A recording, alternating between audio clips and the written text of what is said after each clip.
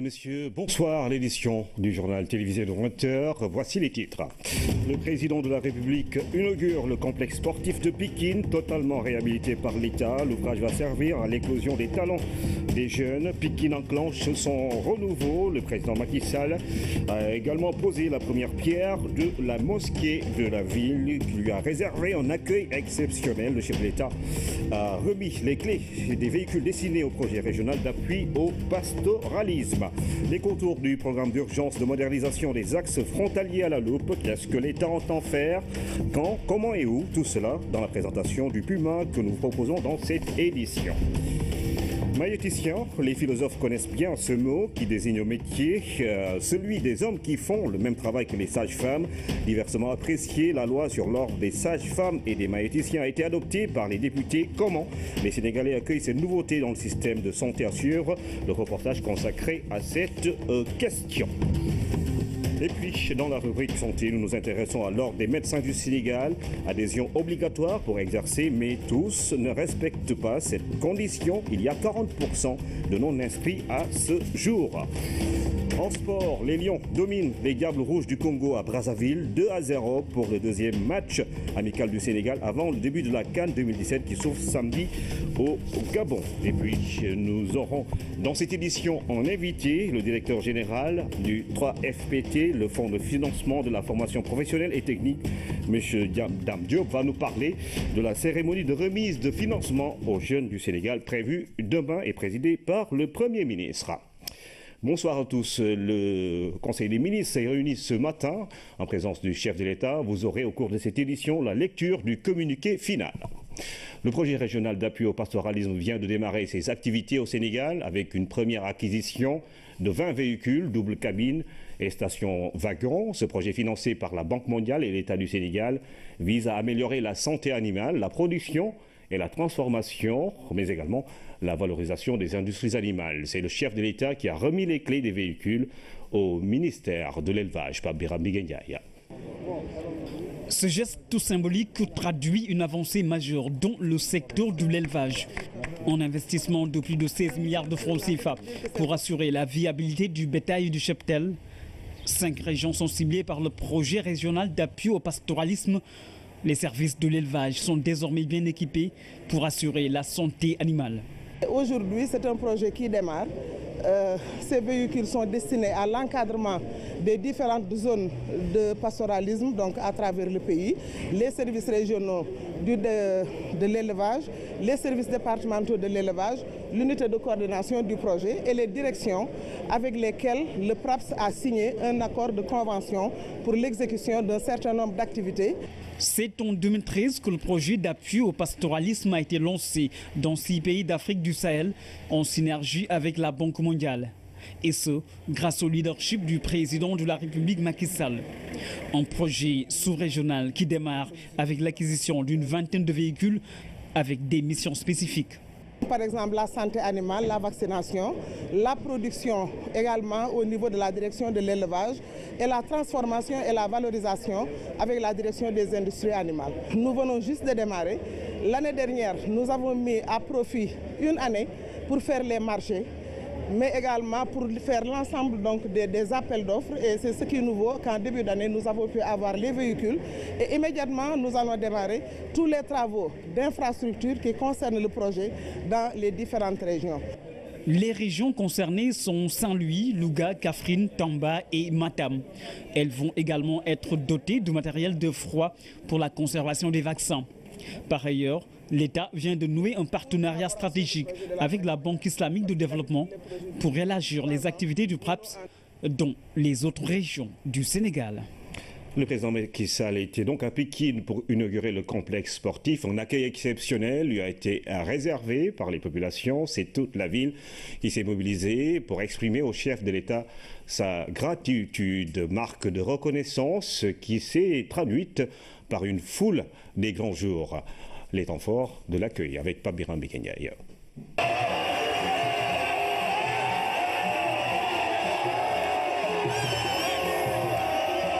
C'est toute la banlieue de Pikine qui est sortie pour être à l'accueil du président de la République, Macky Sall.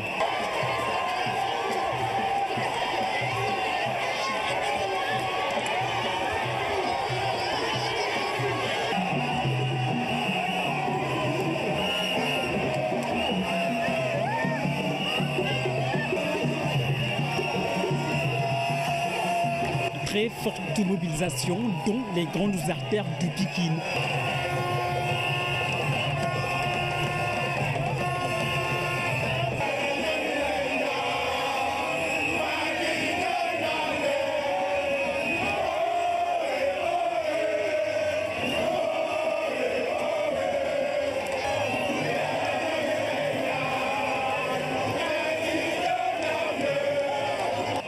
Une haie d'honneur, une foule immense à perte de vue.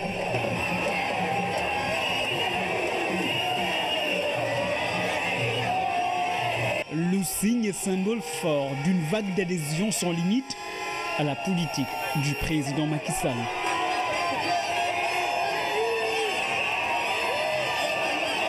Une véritable marée humaine qui déferle tout au long du trajet en direction du stade d'Alassane Djigo de Pékin. Les populations reconnaissantes l'ont exprimé au président de la République, Macky Sall. Dès son arrivée à Pékin, le chef de l'État a procédé à la pose de la première pierre des travaux de réhabilitation de la grande mosquée. L'édifice, vieux de 62 ans, sera transformé en complexe moderne avec une capacité de 4000 places. Oumar Ning. C'est un élan de sympathie qui se dégage à travers cette forte mobilisation. Preuve de lien très fort entre Pékin et le président Macky Sall.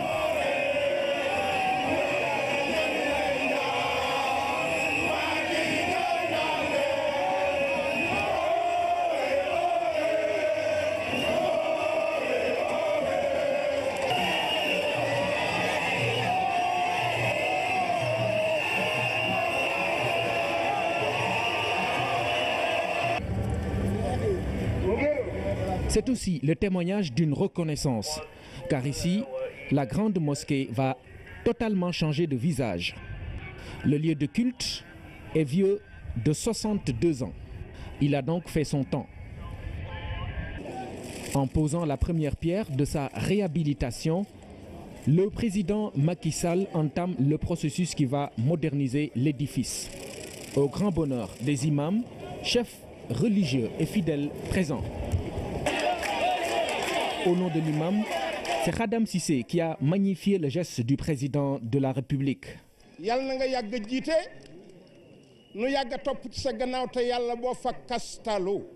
Il sera complété par Serigne Mansour Sy Djamil en sa double qualité d'envoyé spécial du Khalife général de Tidjane et de porte-parole des familles religieuses.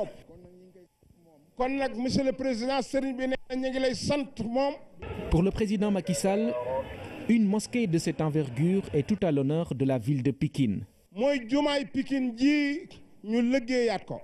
Elle le mérite amplement. C'est pourquoi il l'a inscrit dans le programme de modernisation des sites religieux. Il a remercié les imams et notabilités pour leur présence à cette cérémonie. Ainsi, la grande mosquée verra sa capacité actuelle passer du simple au double, c'est-à-dire de 2000 à 4000 places. Mieux, de nouveaux minarets symboles culmineront à près de 35 mètres de hauteur. Les femmes seront également servies puisqu'elles auront leur espace de prière. En clair, c'est une mosquée entièrement reconstruite qui sera inaugurée dans 10 mois. Au bureau d'architecture et de conservation des palais nationaux, le chef de l'État a donné des instructions fermes pour le respect de ces délais. Une marque de générosité hautement appréciée par les populations de Pékin.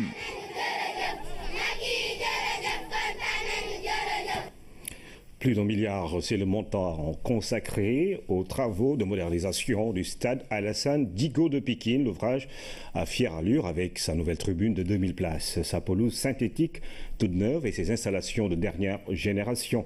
Le président Macky Sall a procédé à l'inauguration du complexe sportif. Voici le reportage de Pape Biram Pikeniaï. C'est un bijou qui est offert à la jeunesse de Pékin.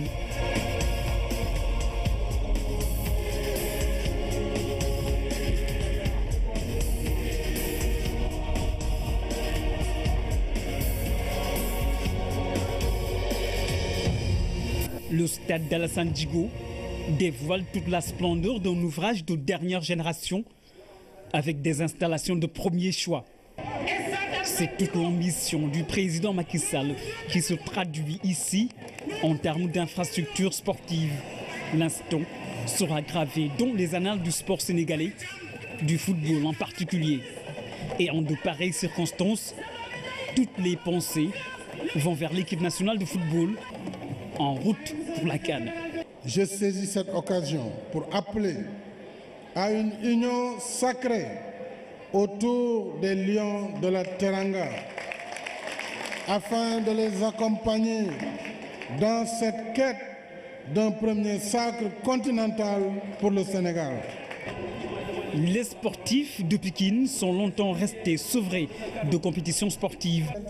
Cela fait désormais partie du passé, avec un investissement de plus d'1 milliard de francs CFA, une pelouse synthétique toute neuve, une nouvelle tribune construite, la réhabilitation de l'existant, des vestiaires entièrement refaits, un système d'éclairage flambant neuf, une sonorisation devenue impeccable.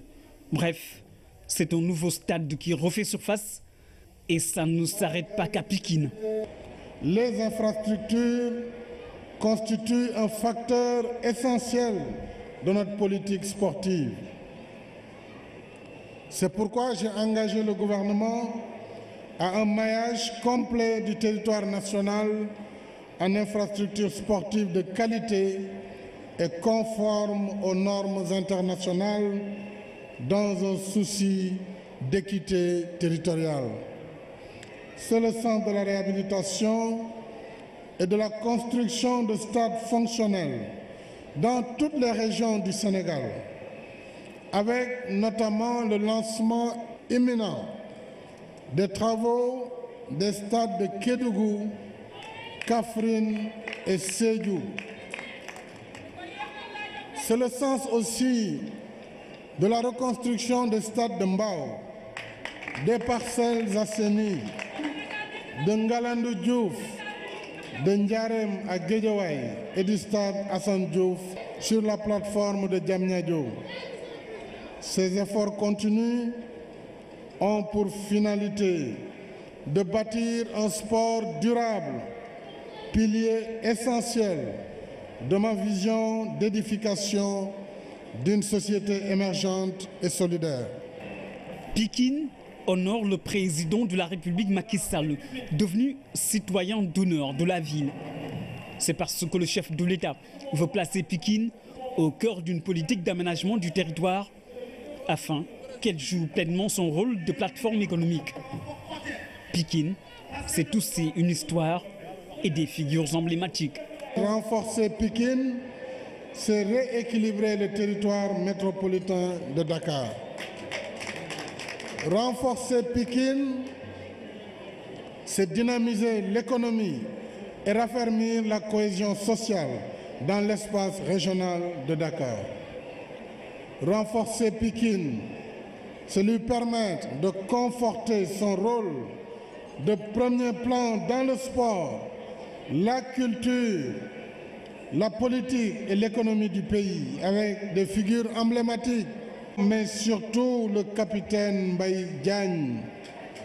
Capitaine Mbaye Diagne, un fils émérite de Pikine, tombé avec dignité au Rwanda en 1994, en sauvant plus de 600 vies, avec comme seule arme son courage. L'Organisation des Nations Unies a instauré à son honneur ce fils de Pikine la médaille Capitaine Mbaye Diagne pour acte de courage exceptionnel afin d'offrir au monde entier son exemplarité, sa bravoure, sa conscience professionnelle et son humanisme. Faire du sport un moyen d'éducation citoyenne, d'intégration des masses, vecteur de développement. En décidant d'investir dans les infrastructures sportives, le chef de l'État prend date avec l'histoire. C'est un vaste programme d'investissement qui se déroule à Pikine, une ville en chantier avec plusieurs infrastructures qui sortent de terre. Le président Macky Sall a réitéré son engagement de faire de la banlieue une plateforme économique. Le chef de l'État annonce également la construction d'un nouveau marché de fruits qui prendra le relais du mythique marché de syndicats. Écoutons à ce sujet le président Macky Sall au micro de Pape Birambi Kenyai. Ces deux infrastructures sont des maillons d'un ensemble de projets d'envergure engagés pour la promotion du département de Pikine. Projets parmi lesquels je peux citer l'élargissement et l'aménagement de la route des Niayes en 2 fois 3 voies sur 23 km, intégrant 17 km 200 de voiries de connexion à l'intérieur de Pikine. La réalisation de 5,7 km de routes dans le cadre du programme de modernisation des villes Promoville, dont la phase pilote a démarré dans les communes de Yeumbeul Nord, Yeumbeul Sud, Keur Massar et Pikine. Ce programme participera à la promotion de l'emploi des jeunes. La réalisation de 8 km 700 de voiries en pavé dans le cadre de la deuxième phase du PADMUR. Le projet de restructuration de Pikine Irrégulier Sud qui intègre, entre autres travaux, la mise hors d'eau sur un linéaire de 4 km 200 de réseaux gravitaires et l'aménagement de 16 hectares de bassins de rétention. L'amélioration de la voirie sur 3,5 km dans les localités de Guinaw Rail Sud, Tivaouane Diacksao et la construction d'équipements sociaux collectifs. L'espace numérique ouvert de l'université virtuelle d'un coût de 600 millions dédié à l'enseignement numérique et à la formation dont la réception est prévue au mois d'avril 2017. Le centre de recherche et d'essai, pôle de formation en multimédia et en valorisation de produits locaux. À ce vaste programme, je voudrais rajouter aujourd'hui, parce que tout à l'heure, lorsque j'ai jeté le regard à gauche, j'ai vu les tentes du marché syndicat. Je considère que Pikine mérite mieux.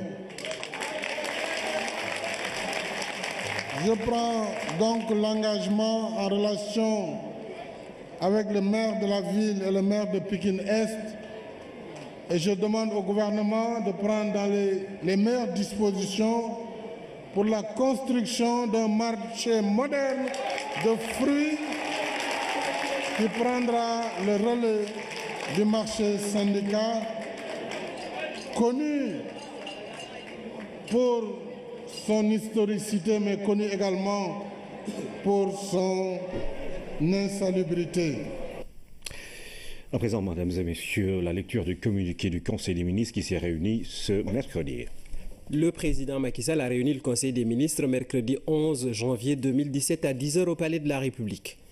Entamant sa communication autour de l'amélioration soutenue des conditions de vie de nos concitoyens, qui constitue une priorité majeure de son action, le chef de l'État rappelle au gouvernement les mesures fortes qu'il a prises et qui ont permis d'assurer la baisse des prix des denrées et produits de première nécessité, d'augmenter le pouvoir d'achat des ménages et de redynamiser la production nationale de riz et de céréales. En vue de consolider cette dynamique, le président de la République demande au gouvernement de faire prendre toutes les dispositions requises afin d'assurer un approvisionnement correct du pays en denrées de première nécessité et de veiller au renforcement du rôle de l'Agence de régulation des marchés ARM dans l'anticipation et la correction des distorsions portant sur la distribution des denrées alimentaires de consommation courante. Il convient en outre de mobiliser l'ensemble des services de l'État impliqués dans le circuit des approvisionnements en vue de lutter contre la fraude, la spéculation et la rétention des stocks destinés à la commercialisation. Abordant par ailleurs le suivi dynamique de la politique de baisse des loyers, le chef de l'État invite le Premier ministre à lui faire parvenir un rapport exhaustif sur les effets économiques et sociaux de cette mesure de haute portée sociale et à relancer les travaux de la commission ad hoc sur le suivi des loyers. Dans ce cadre, il importe de veiller notamment à la prise en compte des baux à usage commercial, à la publication de nouvelles propositions consensuelles de mesures visant à la régulation dynamique des loyers dans l'intérêt réciproque des locataires et des bailleurs. Poursuivant sa communication autour de la redynamisation de la politique nationale de l'emploi, le chef de l'État félicite le ministre chargé du Travail pour la qualité du travail réalisé par ses services. En effet, l'examen du rapport annuel des statistiques du travail 2015 révèle que la dynamique de création d'emplois de notre économie s'est consolidée au regard des contrats de travail officiellement enregistrés au niveau des inspections du travail.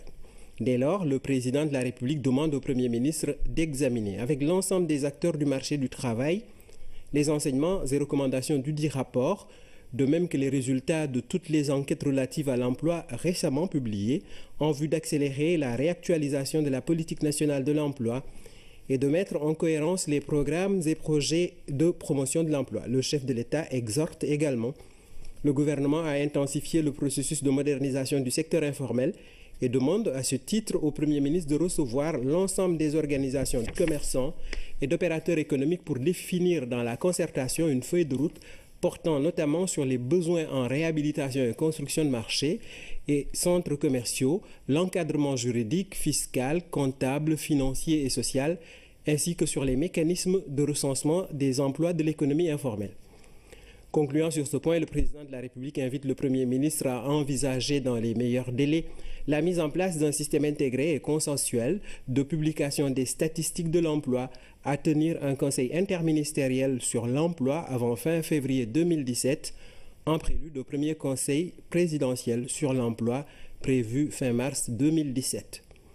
Le chef de l'État a clos sa communication sur son agenda diplomatique, le suivi de la coopération et des partenariats, en informant le Conseil qui prendra part au sommet Afrique-France, prévu les 13 et 14 janvier 2017 à Bamako. Le Premier ministre a axé sa communication sur la problématique de l'emploi et la consolidation des performances de l'économie, avant de rendre compte de la coordination de l'activité gouvernementale. Le ministre des Affaires étrangères et des Sénégalais de l'extérieur a fait le point de la situation africaine et internationale. Le ministre de l'Économie, des Finances et du Plan a fait le point de la conjoncture nationale et internationale. Le ministre de l'Agriculture et de l'Équipement rural a rendu compte du déroulement de la campagne de commercialisation arachidière 2016-2017. Le ministre du Travail, du Dialogue social, des organisations professionnelles et des relations avec les institutions a fait le point sur le processus d'organisation des élections de représentativité des centrales syndicales. Au titre des textes législatifs et réglementaires, le Conseil a adopté le projet de loi modifiant la loi 2010-01 du 20 janvier 2010 portant création de l'Office du lac de Guiers au lac.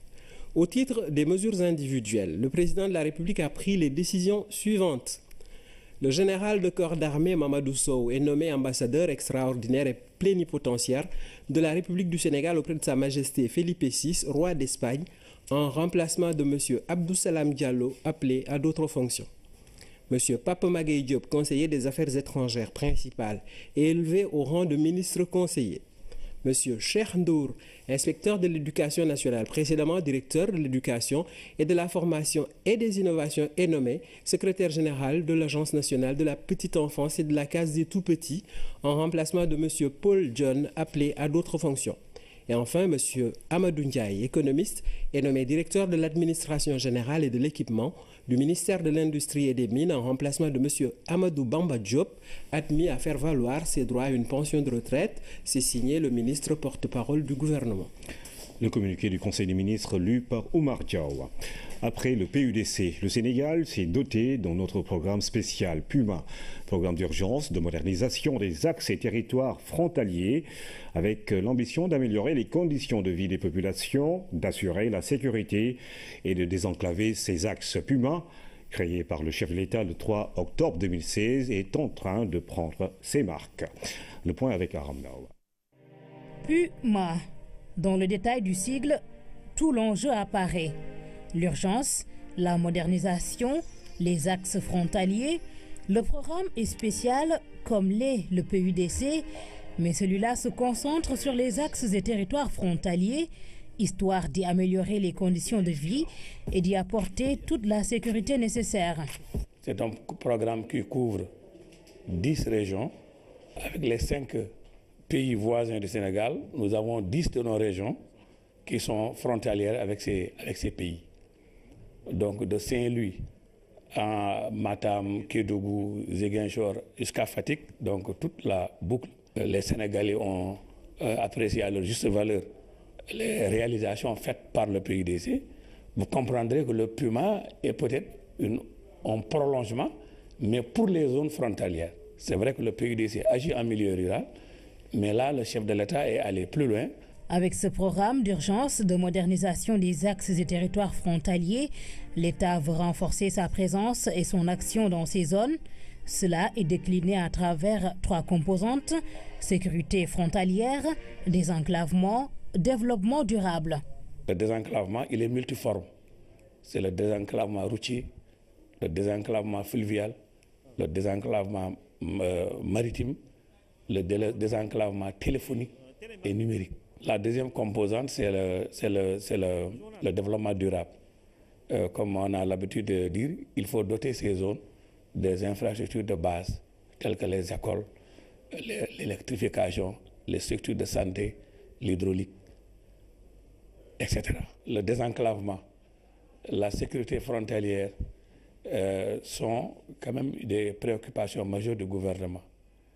L'éloignement et l'inaccessibilité de ces zones font que les actions de l'État ne sont pas reçues au quotidien au niveau de ces zones. Ambitieux et vaste, le programme l'est, mais quels moyens pour ces grandes aspirations? Les ressources du PUMA ont été inscrites dans le budget général de l'État. C'est déjà une première option. La deuxième, c'est que possibilité est donnée donc d'aller chercher les moyens et les ressources ailleurs.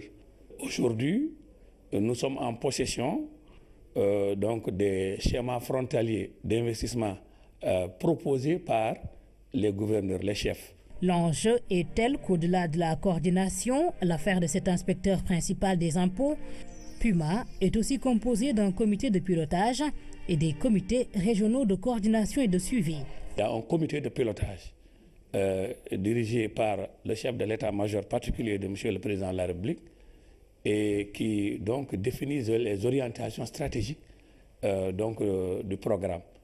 Et dans ce comité de pilotage, tous les ministères impliqués sont membres, les ministres sont représentés et même il y a un représentant de M. le Premier ministre. PUMA porte ainsi à 3 les programmes et projets de modernisation des territoires. Avec le PUDC et Promoville, ils vont mutualiser leurs actions. Une grande offensive pour des territoires compétitifs et attractifs. L'État du Sénégal poursuit le processus de valorisation des conditions de vie des retraités. Depuis le 1er de ce mois, une nouvelle disposition est entrée en vigueur. Il s'agit de la défiscalisation des pensions de retraite. Du côté des acteurs, c'est le soulagement total car 8 milliards vont être utilisés pour faciliter le déploiement social de l'IPRES. Lamine Touré. Nous avons l'espoir que l'avenir est radieux. Vivre mieux après avoir tout donné à son pays qui veut moins que ça, pas en tout cas les retraités affiliés à l'institution de prévoyance retraite du Sénégal IPRES. Au chapitre des acquis sociaux dont ils bénéficient, on peut citer l'augmentation de la pension de retraite, la mensualisation et récemment la défiscalisation. C'est une mesure salutaire. Depuis la nuit des temps, nous avons combattu pour que cette dépénalisation-là puisse s'effectuer. De gouvernement en gouvernement, nous nous sommes battus pour ça. Nous ne faisons que d'abord remercier le chef de l'État. Il est heureux qu'aujourd'hui, le chef de l'État, dans un souci d'équité, de justice sociale, mais aussi dans un élan de générosité, n'est-ce pas, ait pris une telle mesure qui va au fond du cœur de l'ensemble des retraités de notre pays. Pour ce qui est de la défiscalisation de la pension de retraite, la mesure est entrée en vigueur depuis ce 1er janvier de cette année. Les pensions étaient fiscalisées. Ensuite, il y avait un certain nombre d'impôts importants. Les premiers sont les impôts sur les sociétés. Parce que l'IPRES était considéré comme n'importe quelle entreprise. Il payait les impôts sur les sociétés dus au titre des revenus financiers et des revenus locatifs. Ils sont exonérés maintenant de cet impôt. Cette défiscalisation de l'institution, aussi bien au niveau des pensions qu'au niveau des placements effectués par l'institution, il y aura un gain de près de 8 milliards de francs CFA qui, de toute façon, d'une façon ou d'une autre, seront redistribués, n'est-ce pas, aux retraités dans une forme à définir. Ces efforts de l'État conjugués avec les bénéfices de l'IPRES dans ses placements permettent à l'institution d'accroître sa capacité d'action. Parce que pour le président de la République, l'IPRES n'est pas n'importe quelle entreprise. C'est l'État qui a confié à l'IPRES la gestion de la branche retraite. Si l'IPRES fait des bénéfices sur ce DAT, sur ses placements, ces bénéfices ne sont pas redistribués à des actionnaires. Ce sont ces bénéfices qui permettent à l'IPRES de pouvoir continuer à prendre des réformes pour augmenter les pensions et justement pour aller aussi dans le sens des réformes paramétriques qu'on veut mettre en œuvre. C'est une décision historique. Mais pas suffisant, le débat sur le schéma d'admission à une pension de retraite a été évoqué, toujours dans le sens d'améliorer les conditions de vie de cette frange de la population sénégalaise. Dans l'administration, il faut que tu travailles pendant 15 ans pour pouvoir bénéficier d'une retraite. Tandis que l'IPRES, vous avez, si vous faites 1 an, 2 ans, vous pouvez avoir une pension de retraite. Et cette pension de retraite à 1 an, 2 ans, celui qui gagne 100 000 francs par mois, si vous allez sur ces 2 ans, il ne peut pas faire plus de 400 points. Ces 400 points ne font que 12 000 francs. Voilà, donc ce n'est pas le problème parce que celui qui a fait 34 ans ou 30 ans de service ne peut pas être égalé au niveau de celui qui a fait 2 ans. Et surtout encore s'il n'était pas cadre. Parce que ceux qui font 2 ans, ce ne sont pas des cadres. On ne peut pas cotiser tout petit et vouloir avoir une pension très grande. Il y a aussi le fait qu'on doit revisiter ce qu'on appelle le délai de stage, c'est-à-dire la période minimale pendant laquelle vous devez cotiser pour avoir une pension. Parce qu'actuellement, pour l'IPRES, vous pouvez seulement cotiser pendant 1 an, avoir 400 points, avoir une pension. Pour que vous puissiez avoir une pension éphémère, il faut cotiser 15 ans. Le délai de stage doit être prolongé. Même si le Sénégal est en retard en matière d'allègement du régime de la retraite dans la sous-région, il est à noter qu'une dynamique positive est mise en branle pour renverser cette situation. En tournée dans la zone nord du pays, le conseil d'administration et la direction générale de l'Institut de prévoyance retraite du Sénégal saluent cette importante mesure du président de la République qui rejoint celle déjà prise pour valoriser les pensions de retraite. Hamidou Diop. Les premiers allocataires rencontrés au cours de cette tournée sont ceux de la région nord. À Matam, le conseil d'administration et la direction générale de l'IPRES sont venus expliquer les mesures d'accompagnement du processus de mensualisation des pensions de retraite. Beaucoup de retraités adhèrent à la démarche et demandent une revalorisation, ce qui est effective car le chef de l'État a exonéré l'IPRES des impôts, des TVA et des retenues sur les placements. Il est heureux qu'aujourd'hui, le chef de l'État, dans un souci d'équité, de justice sociale, mais aussi dans un élan de générosité, n'est-ce pas, ait pris une telle mesure qui va au fond du cœur de l'ensemble des retraités de notre pays. Nous sommes en train de faire le tour du Sénégal et partout où nous sommes allés, les retraités ont manifesté leur satisfaction, leur gratitude et leur reconnaissance à l'endroit du président Macky Sall, qui, comme vous le savez, a toujours été très attentif au sort de cette couche vulnérable de la population. À partir du 15 janvier 2017, les pensions payées connaîtront une hausse de 20% sur propre initiative de l'IPRES. Ceci est une autre étape dans le processus d'augmentation enclenché depuis 2012. Le résultat est que 60% des allocataires perçoivent plus de 25 000 francs. La déclaration que je voudrais faire est que le retraité de 2012, qui avait 50 000 francs de pension, gagne aujourd'hui plus de 72 000 francs CFA par bimestre. Le retraité qui avait une pension bimestrielle de 100 000 francs en 2012 gagne aujourd'hui plus de 146 000 francs CFA et c'est ça la réalité des faits. Nous sommes d'accord et notre avis est favorable. Comme nous l'avons toujours dit, nous avons écrit, bien que nous sommes associés en amont et en aval sur la mensualisation. Donc nous sommes favorables. L'impact, c'est relever le panier de la ménagère. Hein? Parce que remarquez, le retraité est le tuteur de toute une famille. Donc il aura à payer l'eau et l'électricité facilement. Tous ces efforts qui visent une transition en douceur trouvent un écho favorable auprès des retraités de Podor et de Saint-Louis. Ces derniers s'engagent à accompagner le processus de mensualisation des pensions de retraite.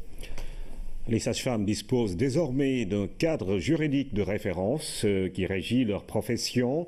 L'ordre des sages-femmes et des maïeuticiens est né. Le projet de loi relatif à sa création a été voté à l'Assemblée nationale. Fanta Badji. Sage-femme et maïeuticien, le métier pratiqué depuis l'aube des temps a connu une évolution et des progrès sur le plan des techniques médicales. Mais la profession n'en est pas pour autant organisée comme le sont du reste les autres corps de la santé publique. La création de l'ordre des sages-femmes et maïeuticiens est donc devenue une nécessité afin de garantir la qualité des services. Madame le ministre, une surveillance accrue, une supervision, un encadrement s'impose. Votre service d'inspection doit davantage être renforcé pour un meilleur encadrement en surveillance de l'exercice de cette profession. Pour contrecarrer, certes, les abus, mais les dérapages éventuels. Le projet soutenu et défendu a aussi fait l'objet de débats, notamment sur les aspects relatifs à la pratique même du métier au Sénégal, où des cas d'abus sont signalés, ou encore de mauvaise prise en charge des malades. Les députés ont attiré l'attention du ministre de la Santé sur les pratiques néfastes en cours dans certaines structures sanitaires. Les diplômes et attestations délivrés qui ne répondent pas aux critères régissant les diplômes d'État et le statut des matrones sont aussi évoqués. Un code de déontologie et des sanctions en cas de faute sont exigés. Tout le personnel de la santé et de l'action sociale aujourd'hui a ça comme priorité, parce que nous sommes aussi à l'écoute des populations. Et l'ordre permettra aussi de mettre de l'ordre dans ce que vous venez de dire, c'est-à-dire parfois les personnes qui ne feront pas leur travail et qui accueilleront mal les malades, qui seront dénoncés, et tout cela, on prendra ça en considération.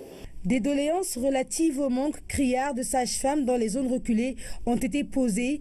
La pratique abusive de la césarienne fustigée. Awa Marie Kolsek a rassuré les députés quant à l'application correcte des principes et règles édictés par l'ordre.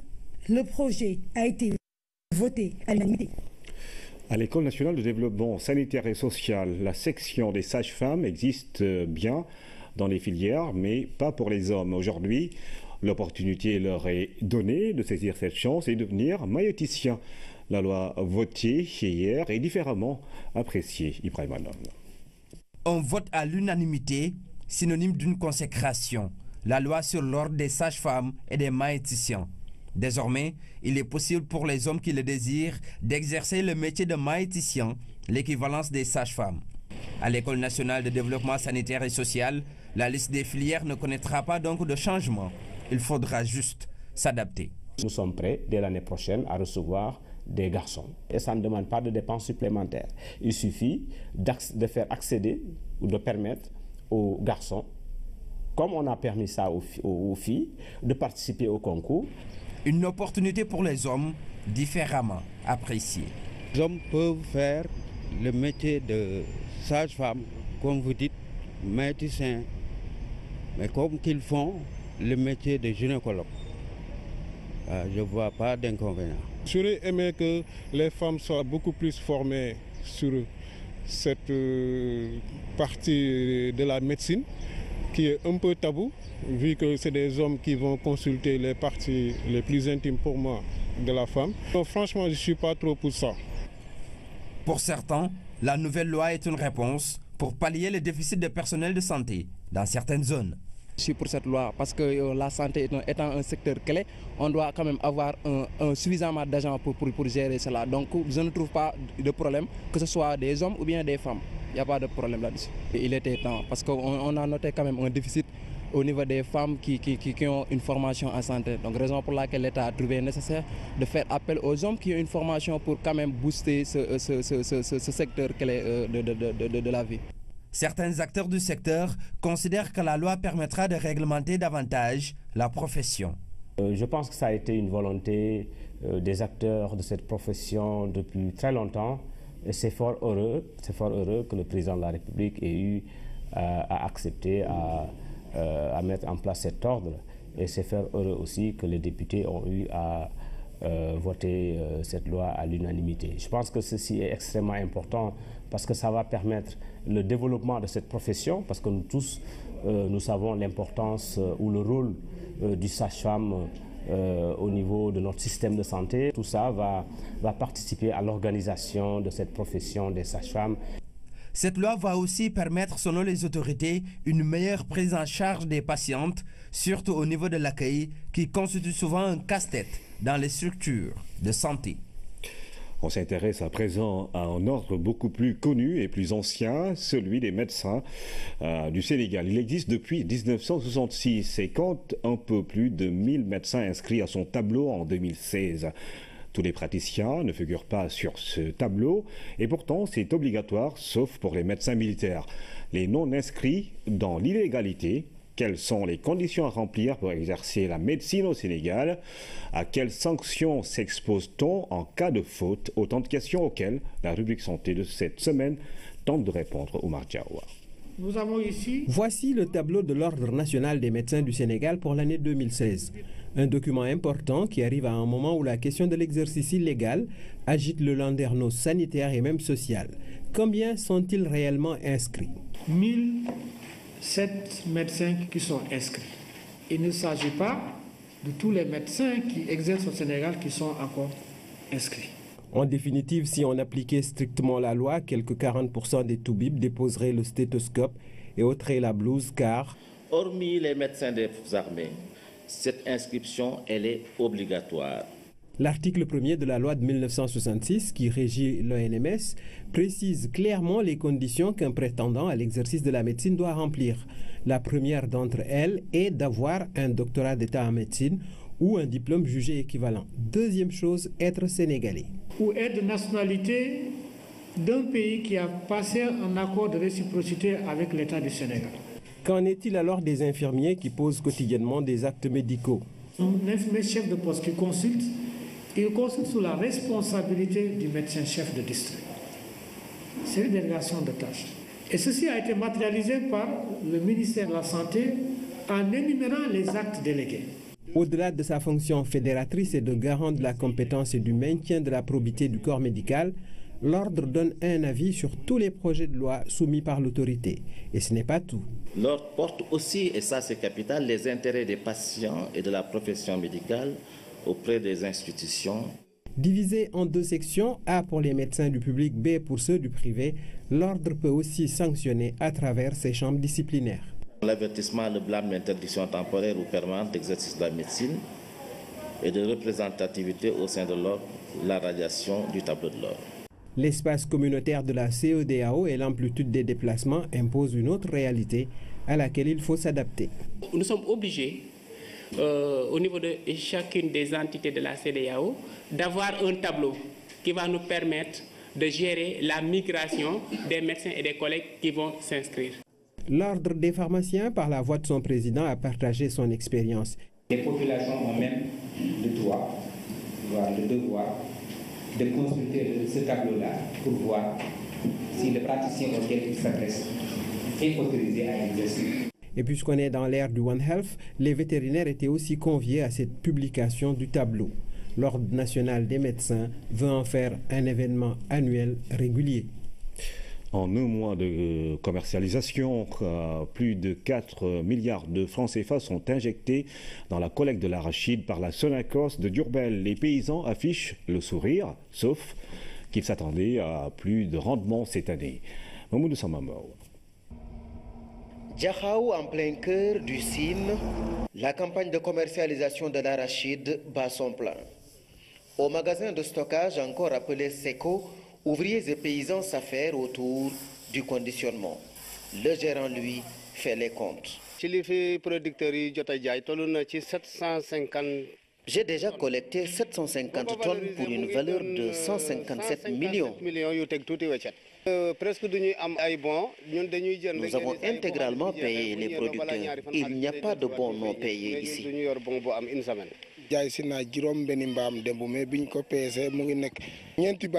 J'ai livré 499 kilos.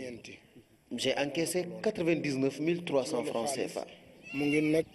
99 300. Plus loin, à Ndiop, toujours sur l'axe Fatick-Diourbel, c'est le même décor. Ce paysan habite les villages environnants. Il vient livrer ses arachides à l'opérateur privé stockeur de Ndiop. Je m'appelle Bassirou Faye, je viens de Ngalel, j'ai amené 11 sacs. Je préfère vendre ici que d'aller jusqu'à Diourbel. Mon projet, c'était d'acheter des semences. Mais les villageois sont venus nous voir pour solliciter l'achat de leurs graines. Avec l'accord du maire et du chef de village, nous avons ouvert ce séco.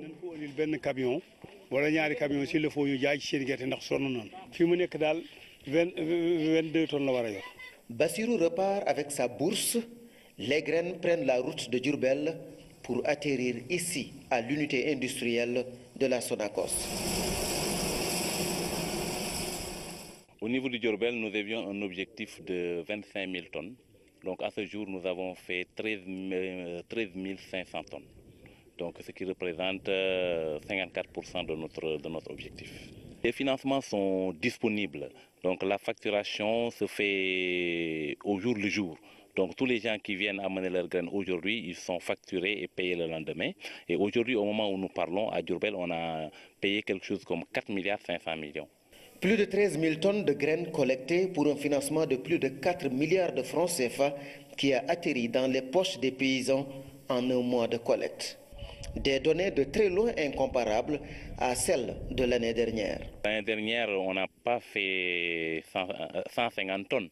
Retenez bien, donc aujourd'hui nous sommes à 13 500 tonnes. Je pense qu'il n'y a pas photo. Et cette année est meilleure que pratiquement les 5 dernières années.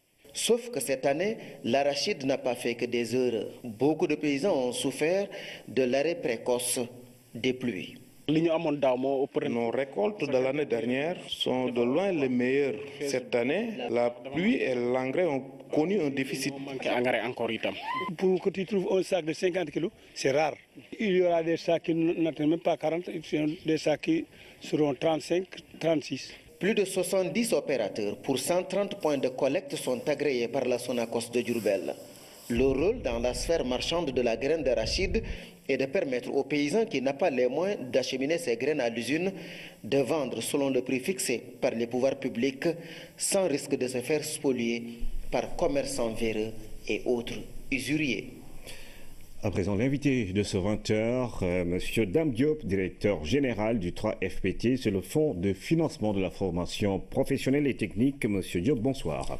Bonsoir, M. Diop. Vous êtes là pour nous parler de cette cérémonie de remise de financement destinée aux jeunes du Sénégal pour leur formation, justement.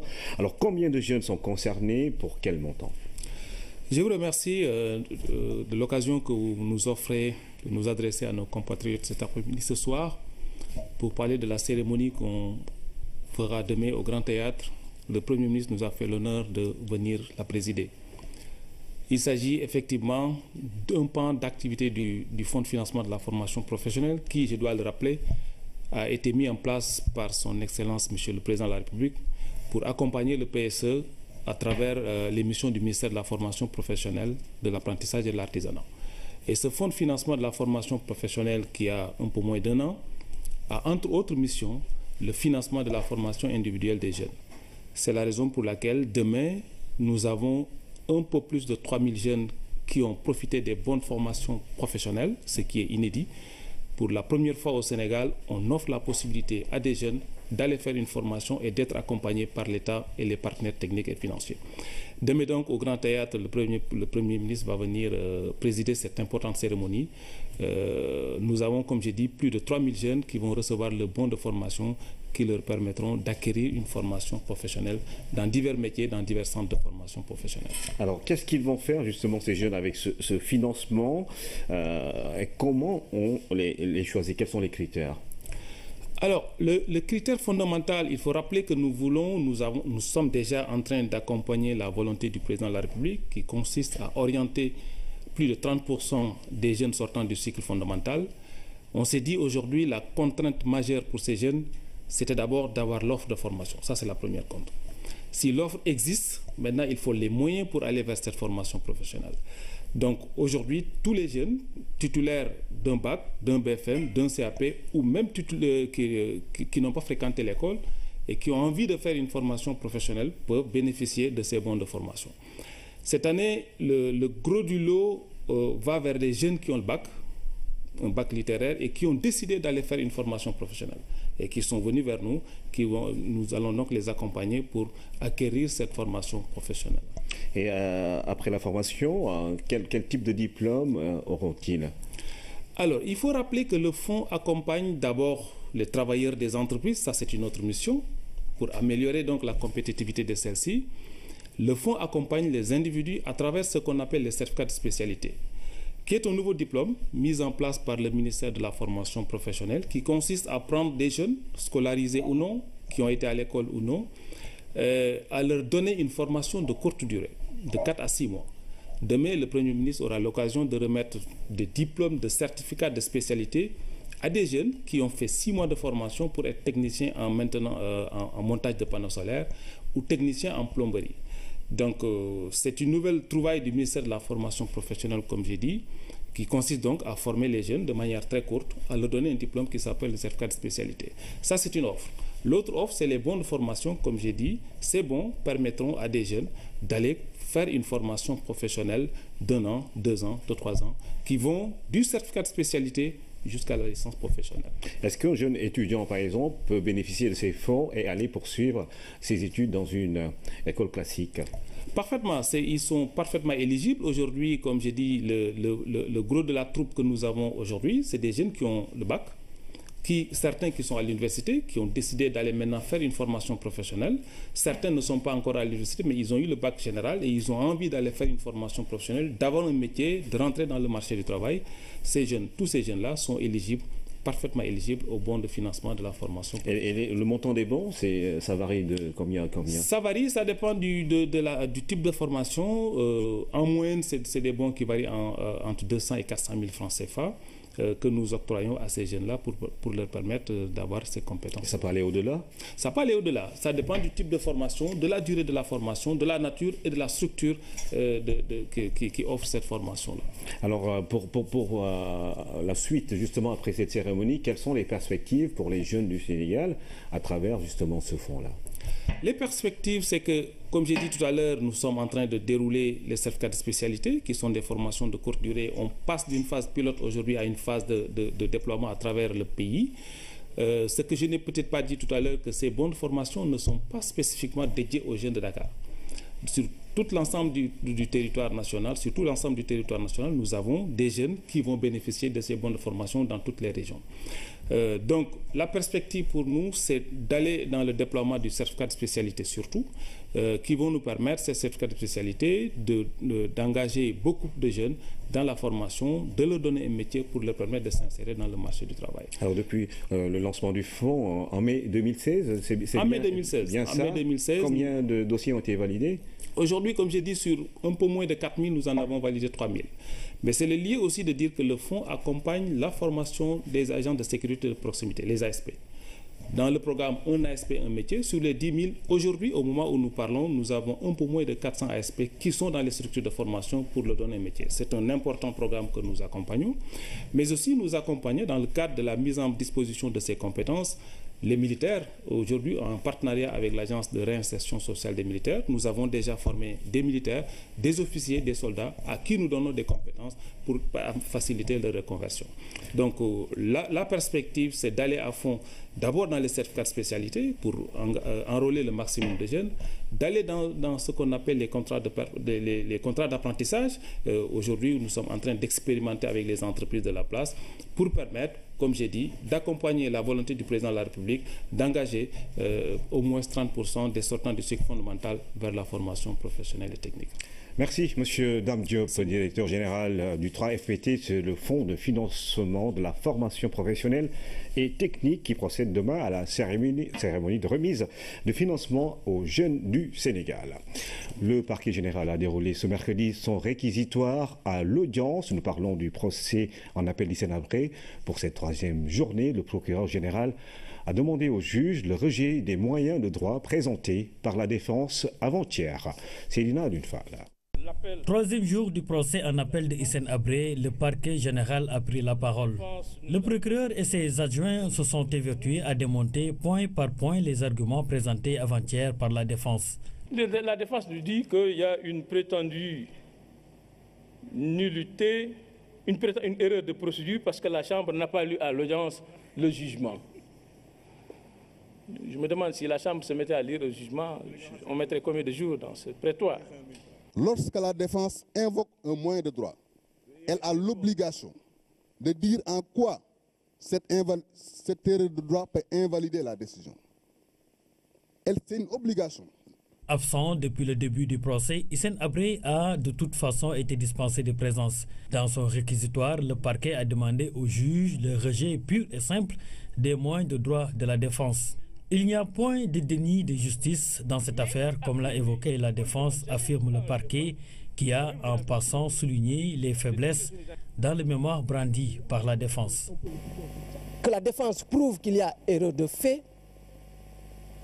mais aussi il faut que cette défense prouve que cette erreur a entraîné un déni de justice. C'est, disons, un double fardeau en droit international pénal qui pèse sur la défense. Parce que contrairement à ce qu'on pourrait penser, en phase d'appel, les rôles sont inversés. Ou tout simplement, on demande à l'appelant qui argue de moyens de droit contre une décision de justice d'en apporter la preuve, d'assurer la démonstration. Cela n'a pas été fait par la défense, justement. Le procureur a tout de même envisagé une possibilité de réduction de peine pour Hissène Habré. Concernant l'action civile, plus de 4000 victimes ont été identifiées, difficilement d'ailleurs. Le processus de dédommagement semble encore un peu flou aux yeux des parties civiles. Sur demande de la défense, Barack Obama fait ses adieux à travers son dernier discours prononcé hier. Le président américain, après ses 2 mandats, a rendu hommage à son peuple. Il a défendu son bilan, loué la démocratie et évoqué les défis à relever. Et la dernière sortie du premier président noir des États-Unis, on en parle. Décryptage avec des spécialistes. Ende Aidaja. Yes, we did. Yes, we can. Oui, nous pouvons. Yes, we did. Oui, nous l'avons fait. Yes, we can. Oui, nous pouvons le faire encore. 3 expressions qui ferment le dernier discours de Barack Obama, mais qui résument en fait l'essentiel de son intervention. Un discours solennel dans lequel Barack Obama rappelle la grandeur de l'Amérique. Il parle de l'Amérique comme un pays qui a un destin exceptionnel, illustré par l'histoire de l'Amérique, illustré aussi par les textes fondamentaux de l'Amérique, dont la déclaration d'indépendance. Et il dit en même temps aussi que l'Amérique n'est pas un pays qui va s'arrêter, stagnant. L'Amérique est un pays qui a cette vocation, ce destin de toujours porter les frontières le plus loin possible. Il a dit aux Américains, n'ayez pas peur et soyez vigilants. Son discours, il l'a axé sur la démocratie aux États-Unis, qui a plus de 200 ans. Il leur a demandé d'être vigilants, surtout par rapport à, éventuellement, sans le nommer, cette présidence de Donald Trump qui s'annonce et qui inquiète beaucoup d'Américains. D'ailleurs, une seule fois, il a cité le président élu, Donald Trump, et il y a eu des cris de désapprobation dans le public. Il leur a dit, surtout pas ça. Non. Moi, j'ai promis à mon successeur que nous avons été toujours des gentlemen. La transition George Bush, ça s'est bien passé entre nous. Donc, je ne peux pas faire moins que ça. Yes, we did, comme pour défendre un bilan qu'il décrit comme positif, en citant la relance de l'économie américaine, le Obamacare, entre autres. 20 millions de personnes qui peuvent maintenant se soigner, c'est plus de la population du Sénégal. Pour des gens qui n'osaient pas penser à l'hôpital quand ils étaient malades parce qu'ils n'avaient aucune couverture médicale et pas le moyen de sous pour aller se faire soigner.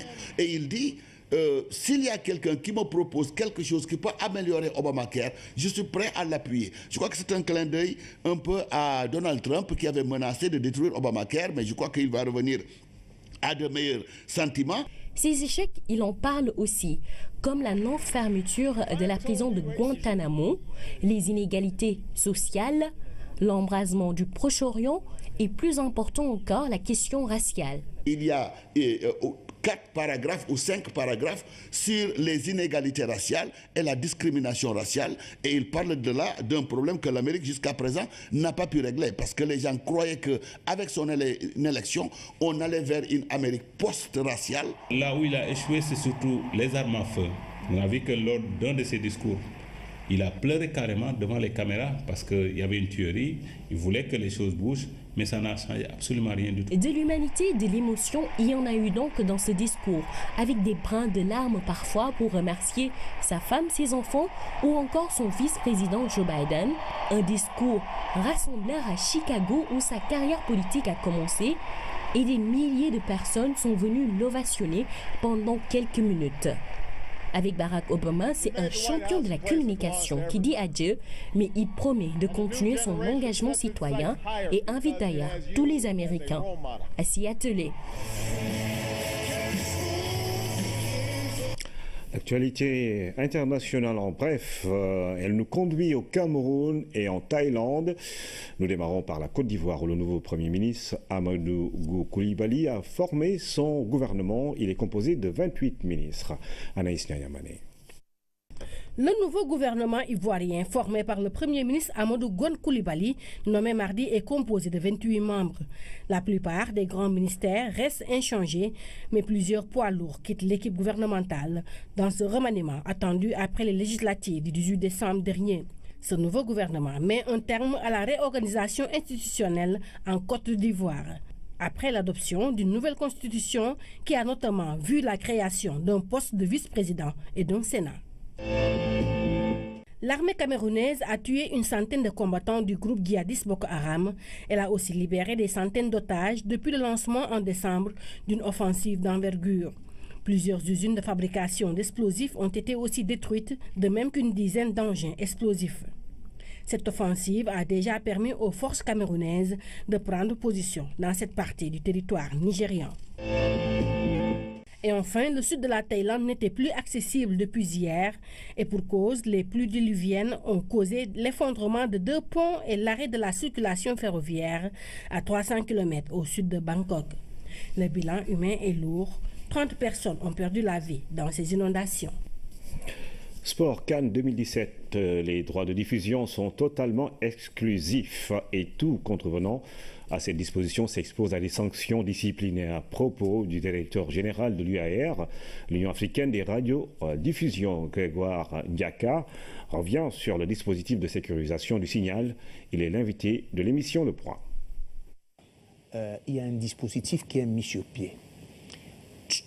Au niveau du Sénégal, toutes les chaînes de télévision, je dis toutes les chaînes de télévision, seront mises en observation parce qu'il y a une cellule de veille stratégique qui est mise sur qui va observer tout cela. Et si vous prenez le signal, il y a une capture de votre écran, qui est une capture immédiate de votre écran, et cette capture déclenche de manière mécanique, n'est-ce pas, une procédure judiciaire contre vous. Le seul détenteur de droit, c'est le Sénégal. Je vais vous dire, le directeur général de la RTS aujourd'hui, M. Racine Talla, ne peut pas, il n'a pas le droit de donner une seule seconde de ce signal. C'est au-delà de lui. Le directeur général de l'UAR que je suis, je ne peux pas m'immiscer là-dedans. Il faut lire le contrat, savoir ce que c'est que le contrat, ce que dit le contrat. Alors, si vous prenez le signal, il y a 3 choses que vous faites. D'abord, vous vous exposez à des poursuites judiciaires. Ensuite, vous exposez l'équipe nationale de votre pays et la RTS à des sanctions disciplinaires importantes. Je dis bien importantes. Et enfin, dans le cas du Sénégal, le parent de l'accord, c'est quand même le président de la République. Si vous prenez le signal ici, c'est la preuve que vous ne respectez pas le plaidoyer du président de la République. L'intégralité de cet entretien dans l'émission Le Point assure après ce journal. Préparatif des Lions pour la CAN 2017 au Gabon. Deuxième match, deuxième victoire contre les Diables Rouges du Congo. 2-0 pour les joueurs de Aliou Cissé. Ibrahima Bopa. 7 changements dans le 11 de départ de Aliou Cissé face à une équipe locale du Congo. Les Lions prennent vite la mesure des Diables Rouges. Sur une attaque rapide, Sadio Mané lance Keita Diao Baldé dans la profondeur. Le petit piqué du pied gauche est imparable. C'est le 3e but du jeune attaquant de 21 ans en équipe nationale. En début de seconde période, Babalou Ndiaye fait parler sa classe après une partie de billard dans la surface de réparation congolaise.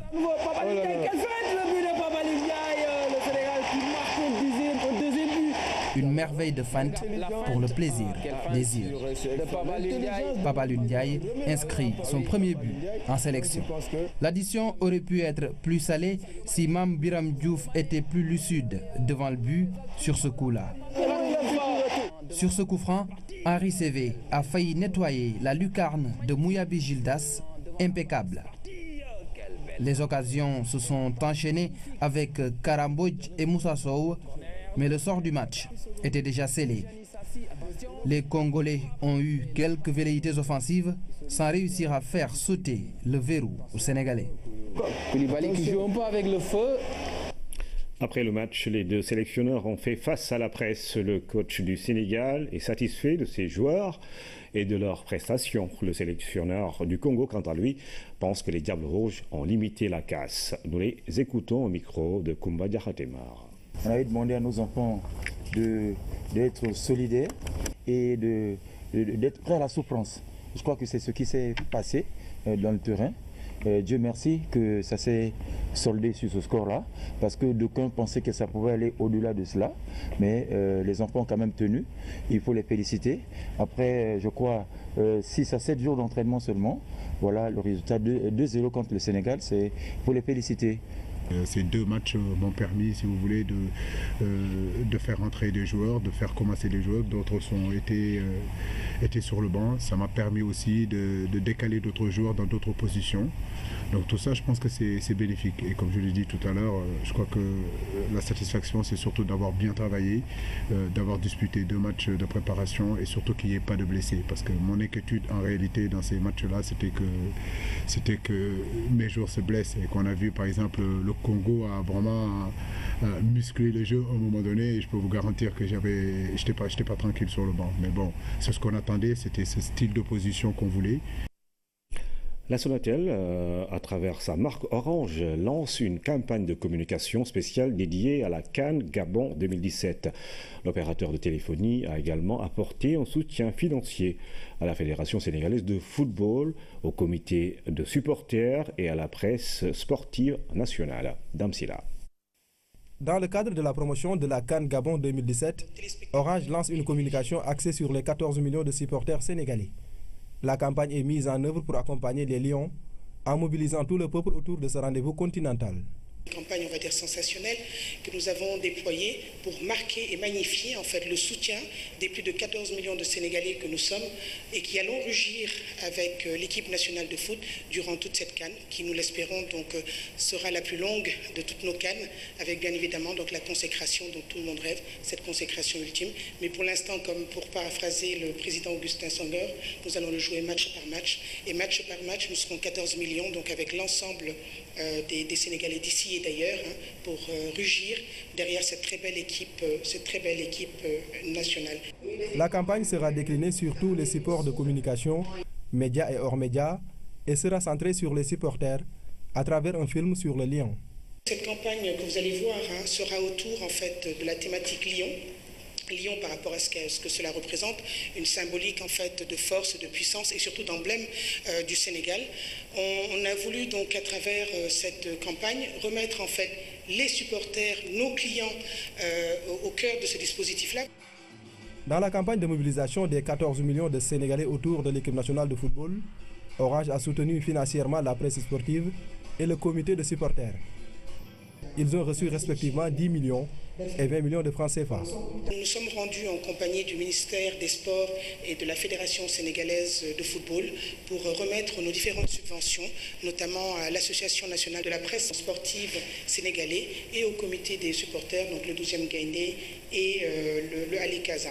La Coupe d'Afrique des Nations Gabon 2017 qui débute ce 14 janvier marque le point de départ du renouvellement du partenariat entre le groupe Orange et la Confédération africaine de football, qui inclut les éditions 2019 au Cameroun, 2021 en Côte d'Ivoire et 2023 en Guinée. Jour J-3, nous en venons à Chronocan avec Sarah Louya qui continue la présentation de la poule D. Ce soir, zoom sur l'Égypte. L'équipe la plus titrée d'Afrique au Gabon, les Pharaons, font leur grand retour après avoir raté 3 CAN successives. Sarah Louya a le chrono en main. Bonsoir Ibrahima Diédou, bonsoir à tous. À 3 jours du démarrage de la 31e édition de la Coupe d'Afrique des Nations, je vous retrouve pour vous présenter aujourd'hui la République arabe d'Égypte. D'abord, retenez qu'elle évoluera dans le groupe D. Elle sera donc à Port-Gentil et retrouvera donc le Ghana, l'Ouganda et le Mali.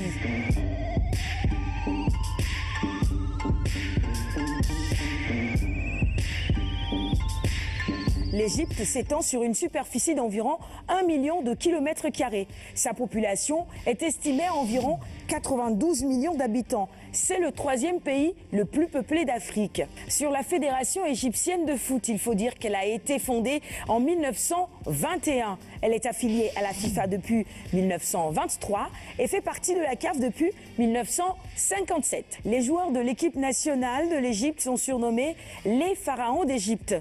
C'est l'équipe qui a connu le plus de succès sur le continent africain.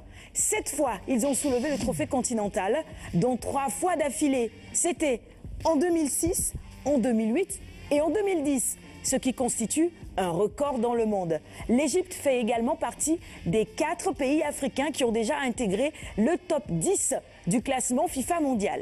Parmi les anciens joueurs de renom de cette équipe, on peut citer Mohamed Aboutrika ou encore Ahmed Hassan.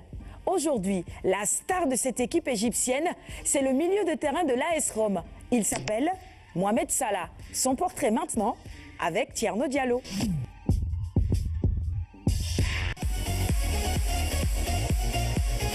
Âgé seulement de 24 ans, l'international égyptien Mohamed Salah Ghali n'est plus à présenter à la face du continent. Ses prestations sur les terrains d'Afrique et d'Europe l'ont propulsé en haut de la pyramide. Formé en Égypte au club El Makloum, Salah a vite gravi les échelons. Du FC Bâle en Suisse à la Roma en Italie, le pharaon d'Égypte est passé par Chelsea et Fiorentina. Doté de qualité de jeu hors pair, le numéro 10 des pharaons a été décisif lors des qualifications pour la CAN gabonaise. Le milieu offensif des Égyptiens a fortement contribué à la production de jeu de son équipe nationale. Avec les sélections U20 olympiques et seniors, Salah totalise à ce jour 67 matchs officiels pour 35 buts. Mohamed Salah est aujourd'hui le leader charismatique des pharaons et digne successeur de Mohamed Aboutrika, Hossam Hassan Mido et Mohamed Zidane.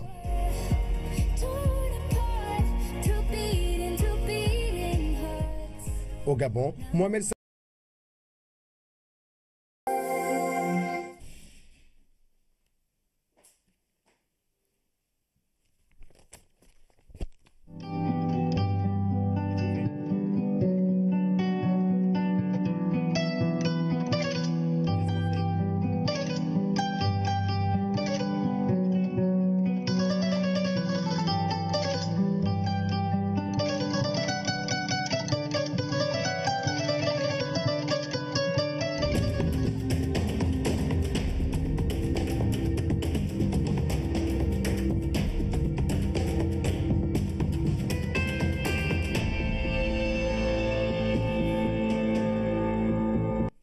Mesdames et messieurs, bonsoir à l'édition du journal télévisé de 20h. Voici les titres. Le président de la République inaugure le complexe sportif de Pikine, totalement réhabilité par l'État. L'ouvrage va servir à l'éclosion des talents des jeunes. Pikine enclenche son renouveau. Le président Macky Sall a également posé la première pierre de la mosquée de la ville qui lui a réservé un accueil exceptionnel. Le chef de l'État a remis les clés des véhicules destinés au projet régional d'appui au pastoralisme. Les contours du programme d'urgence de modernisation des axes frontaliers à la loupe. Qu'est-ce que l'État entend faire? Quand, comment et où? Tout cela dans la présentation du Puma que nous proposons dans cette édition. Maïeuticien, les philosophes connaissent bien ce mot qui désigne au métier, celui des hommes qui font le même travail que les sages-femmes. Diversement appréciée, la loi sur l'ordre des sages-femmes et des maïeuticiens a été adoptée par les députés. Comment les Sénégalais accueillent ces nouveautés dans le système de santé à suivre? Le reportage consacré à cette question. Et puis, dans la rubrique santé, nous nous intéressons à l'ordre des médecins du Sénégal. Adhésion obligatoire pour exercer, mais tous ne respectent pas cette condition. Il y a 40% de non-inscrits à ce jour. En sport, les Lions dominent les Diables Rouges du Congo à Brazzaville, 2-0 pour le deuxième match amical du Sénégal avant le début de la CAN 2017 qui s'ouvre samedi au Gabon. Et puis, nous aurons dans cette édition en invité le directeur général du 3FPT, le Fonds de financement de la formation professionnelle et technique. M. Dame Diop va nous parler de la cérémonie de remise de financement aux jeunes du Sénégal prévue demain et présidée par le Premier ministre. Bonsoir à tous. Le Conseil des ministres s'est réuni ce matin en présence du chef de l'État. Vous aurez au cours de cette édition la lecture du communiqué final. Le projet régional d'appui au pastoralisme vient de démarrer ses activités au Sénégal avec une première acquisition de 20 véhicules, double cabine et station wagon. Ce projet financé par la Banque mondiale et l'État du Sénégal vise à améliorer la santé animale, la production et la transformation, mais également la valorisation des industries animales. C'est le chef de l'État qui a remis les clés des véhicules au ministère de l'Élevage, Pape Biram Ndiaye. Ce geste tout symbolique traduit une avancée majeure dans le secteur de l'élevage. Un investissement de plus de 16 milliards de francs CFA pour assurer la viabilité du bétail et du cheptel. 5 régions sont ciblées par le projet régional d'appui au pastoralisme. Les services de l'élevage sont désormais bien équipés pour assurer la santé animale. Aujourd'hui, c'est un projet qui démarre.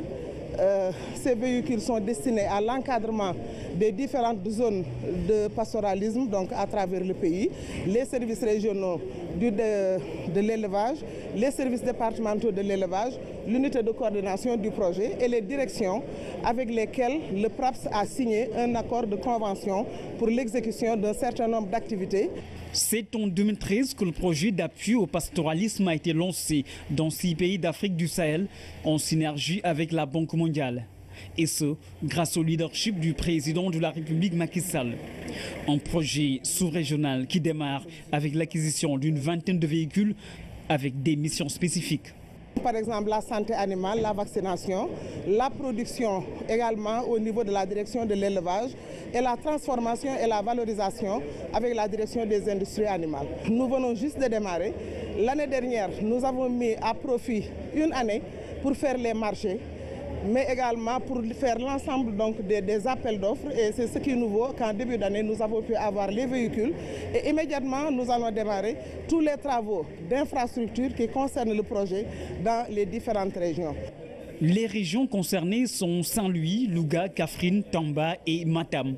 Elles vont également être dotées de matériel de froid pour la conservation des vaccins.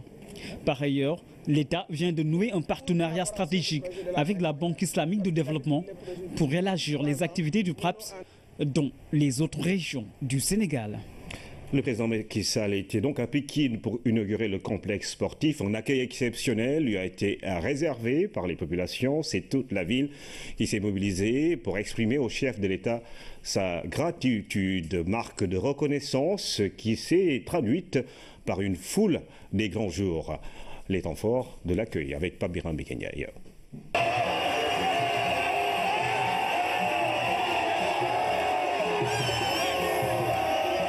C'est toute la banlieue de Pikine qui est sortie pour être à l'accueil du président de la République, Macky Sall.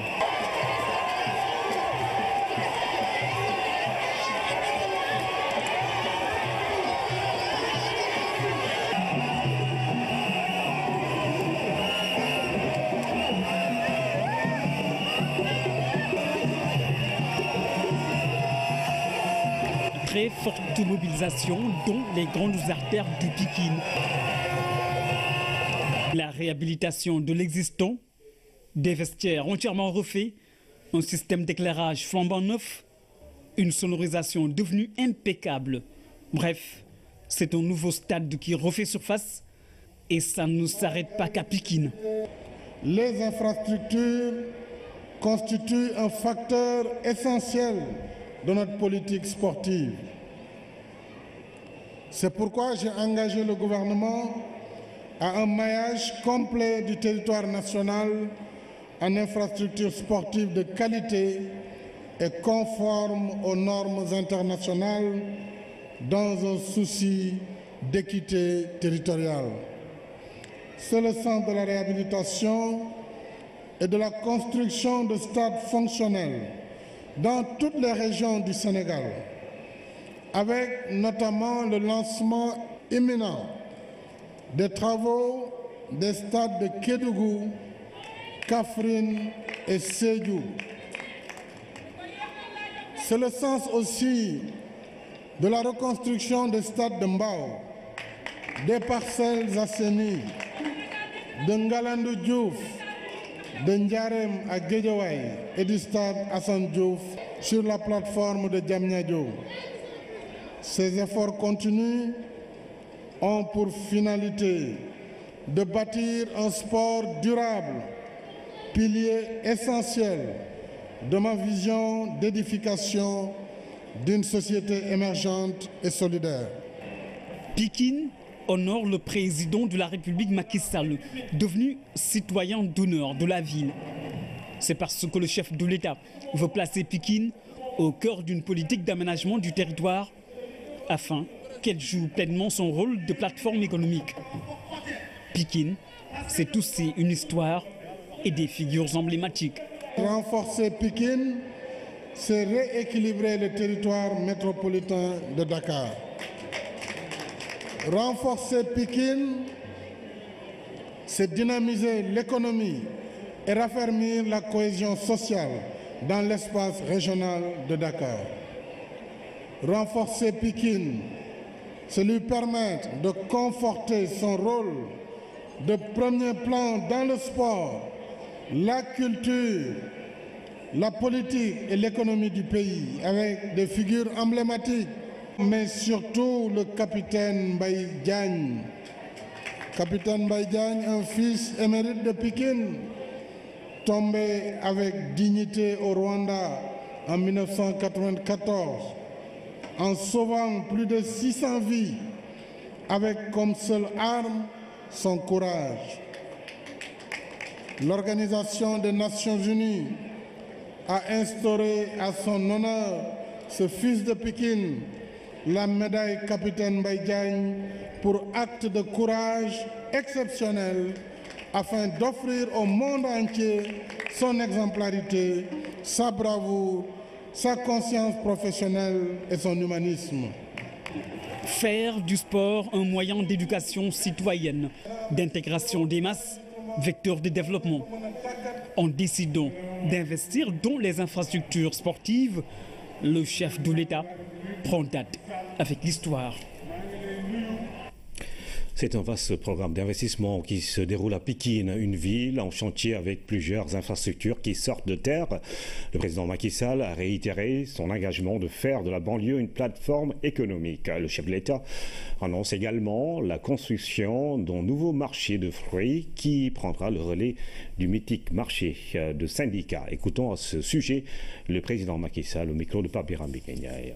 Ces deux infrastructures sont des maillons d'un ensemble de projets d'envergure engagés pour la promotion du département de Pikine.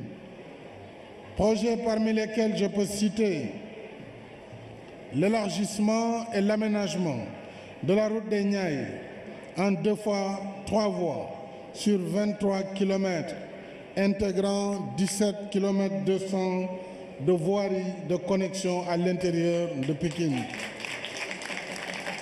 La réalisation de 5,7 km de routes dans le cadre du programme de modernisation des villes Promoville, dont la phase pilote a démarré dans les communes de Yeumbeul Nord, Yeumbeul Sud, Keur Massar et Pikine.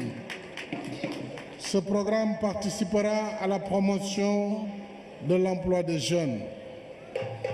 La réalisation de 8 km 700 de voiries en pavé dans le cadre de la deuxième phase du PADMUR. Le projet de restructuration de Pikine Irrégulier Sud qui intègre, entre autres travaux, la mise hors d'eau sur un linéaire de 4 km 200 de réseaux gravitaires et l'aménagement de 16 hectares de bassins de rétention. L'amélioration de la voirie sur 3,5 km dans les localités de Guinaw Rail Sud, Tivaouane Diacksao et la construction d'équipements sociaux collectifs. L'espace numérique ouvert de l'université virtuelle d'un coût de 600... Nommé ambassadeur extraordinaire et plénipotentiaire de la République du Sénégal auprès de Sa Majesté Felipe VI, roi d'Espagne, en remplacement de M. Abdou Salam Diallo, appelé à d'autres fonctions. M. Papa Magueye Diop, conseiller des Affaires étrangères principal, est élevé au rang de ministre conseiller. M. Cheikh Ndour, inspecteur de l'éducation nationale, précédemment directeur de l'éducation et de la formation et des innovations, est nommé secrétaire général de l'Agence nationale de la petite enfance et de la case des tout-petits, en remplacement de M. Paul John, appelé à d'autres fonctions. Et enfin, M. Amadou Ndiaye, économiste, est nommé directeur de l'administration générale et de l'équipement du ministère de l'Industrie et des Mines en remplacement de M. Amadou Bamba Diop, admis à faire valoir ses droits à une pension de retraite. C'est signé le ministre porte-parole du gouvernement. Le communiqué du Conseil des ministres lu par Oumar Diaw. Après le PUDC, le Sénégal s'est doté dans notre programme spécial PUMA, programme d'urgence de modernisation des axes et territoires frontaliers, avec l'ambition d'améliorer les conditions de vie des populations, d'assurer la sécurité et de désenclaver ces axes. PUMA, créé par le chef de l'État le 3 octobre 2016, est en train de prendre ses marques. Le point avec Aram Now. PUMA. Dans le détail du sigle, tout l'enjeu apparaît. L'urgence, la modernisation, les axes frontaliers. Le programme est spécial comme l'est le PUDC, mais celui-là se concentre sur les axes et territoires frontaliers, histoire d'y améliorer les conditions de vie et d'y apporter toute la sécurité nécessaire. C'est un programme qui couvre 10 régions avec les 5 pays voisins du Sénégal. Nous avons 10 de nos régions qui sont frontalières avec ces pays. Donc de Saint-Louis à Matam, Kédougou, Ziguinchor jusqu'à Fatick, donc toute la boucle. Les Sénégalais ont apprécié à leur juste valeur les réalisations faites par le PUDC. Vous comprendrez que le PUMA est peut-être un prolongement, mais pour les zones frontalières. C'est vrai que le PUDC agit en milieu rural, mais là, le chef de l'État est allé plus loin. Avec ce programme d'urgence de modernisation des axes et territoires frontaliers, l'État veut renforcer sa présence et son action dans ces zones. Cela est décliné à travers 3 composantes: sécurité frontalière, désenclavement, développement durable. Le désenclavement, il est multiforme. C'est le désenclavement routier, le désenclavement fluvial, le désenclavement maritime, le désenclavement téléphonique et numérique. La deuxième composante, c'est le développement durable. Comme on a l'habitude de dire, il faut doter ces zones des infrastructures de base, telles que les écoles, l'électrification, les structures de santé, l'hydraulique, etc. Le désenclavement, la sécurité frontalière sont quand même des préoccupations majeures du gouvernement. L'éloignement et l'inaccessibilité de ces zones font que les actions de l'État ne sont pas reçues au quotidien au niveau de ces zones. Ambitieux et vaste, le programme l'est, mais quels moyens pour ces grandes aspirations? Les ressources du PUMA ont été inscrites dans le budget général de l'État. C'est déjà une première option. La deuxième, c'est que possibilité est donnée donc d'aller chercher les moyens et les ressources ailleurs. Aujourd'hui, nous sommes en possession donc des schémas frontaliers d'investissement proposés par les gouverneurs, les chefs. L'enjeu est tel qu'au-delà de la coordination, l'affaire de cet inspecteur principal des impôts, PUMA est aussi composée d'un comité de pilotage et des comités régionaux de coordination et de suivi. Il y a un comité de pilotage dirigé par le chef de l'état-major particulier de M. le Président de la République et qui donc définit les orientations stratégiques du programme. Et dans ce comité de pilotage, tous les ministères impliqués sont membres, les ministres sont représentés et même il y a un représentant de M. le Premier ministre. PUMA porte ainsi à 3 les programmes et projets de modernisation des territoires. Avec le PUDC et Promoville, ils vont mutualiser leurs actions. Une grande offensive pour des territoires compétitifs et attractifs. L'État du Sénégal poursuit le processus de valorisation des conditions de vie des retraités. Depuis le 1er de ce mois, une nouvelle disposition est entrée en vigueur. Il s'agit de la défiscalisation des pensions de retraite. Du côté des acteurs, c'est le soulagement total car 8 milliards vont être utilisés pour faciliter le déploiement social de l'IPRES. Lamine Touré. Nous avons l'espoir que l'avenir est radieux. Vivre mieux après avoir tout donné à son pays qui veut moins que ça, pas en tout cas les retraités affiliés à l'institution de prévoyance retraite du Sénégal IPRES. Au chapitre des acquis sociaux dont ils bénéficient, on peut citer l'augmentation de la pension de retraite, la mensualisation et récemment la défiscalisation. C'est une mesure salutaire. Depuis la nuit des temps, nous avons combattu pour que cette dépénalisation-là puisse s'effectuer. De gouvernement en gouvernement, nous nous sommes battus pour ça. Nous ne faisons que d'abord remercier le chef de l'État. Il est heureux qu'aujourd'hui, le chef de l'État, dans un souci 1 million dédiés à l'enseignement numérique et à la formation dont la réception est prévue au mois d'avril 2017. Le centre de recherche et d'essai, pôle de formation en multimédia et en valorisation de produits locaux.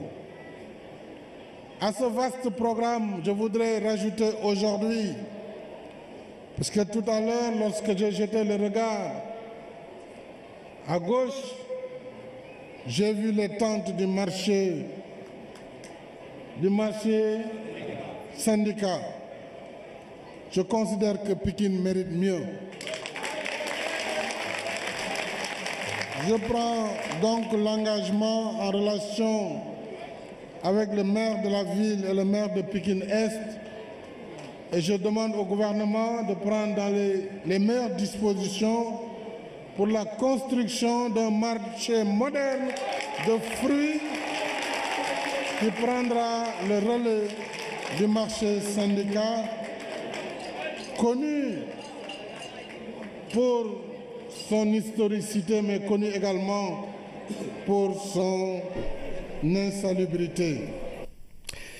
À présent, mesdames et messieurs, la lecture du communiqué du Conseil des ministres qui s'est réuni ce mercredi. Le président Macky Sall a réuni le Conseil des ministres mercredi 11 janvier 2017 à 10h au Palais de la République.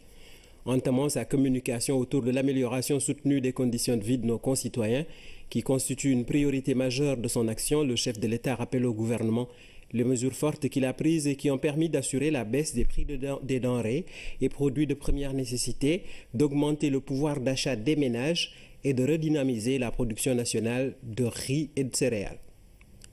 En vue de consolider cette dynamique, le président de la République demande au gouvernement de faire prendre toutes les dispositions requises afin d'assurer un approvisionnement correct du pays en denrées de première nécessité et de veiller au renforcement du rôle de l'Agence de régulation des marchés ARM dans l'anticipation et la correction des distorsions portant sur la distribution des denrées alimentaires de consommation courante.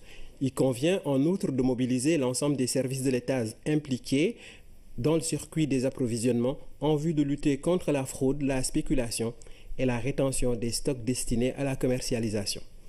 Abordant par ailleurs le suivi dynamique de la politique de baisse des loyers, le chef de l'État invite le Premier ministre à lui faire parvenir un rapport exhaustif sur les effets économiques et sociaux de cette mesure de haute portée sociale et à relancer les travaux de la commission ad hoc sur le suivi des loyers. Dans ce cadre, il importe de veiller notamment à la prise en compte des baux à usage commercial, à la publication de nouvelles propositions consensuelles de mesures visant à la régulation dynamique des loyers dans l'intérêt réciproque des locataires et des bailleurs. Poursuivant sa communication autour de la redynamisation de la politique nationale de l'emploi, le chef de l'État félicite le ministre chargé du Travail pour la qualité du travail réalisé par ses services. En effet, l'examen du rapport annuel des statistiques du travail 2015 révèle que la dynamique de création d'emplois de notre économie s'est consolidée au regard des contrats de travail officiellement enregistrés au niveau des inspections du travail.